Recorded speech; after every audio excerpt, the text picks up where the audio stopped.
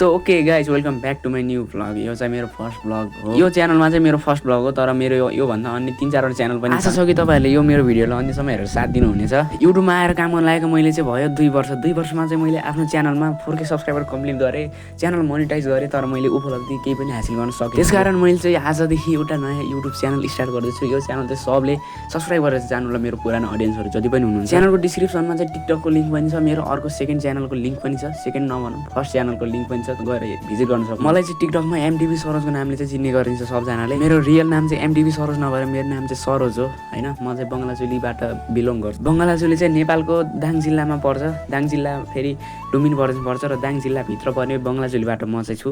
Did you wait too long? Tell him that you love him, but he's already gone, darling. Did you make 2 wrongs? Know that daddy never made a right before, darling. You were never made to be the judge, darling.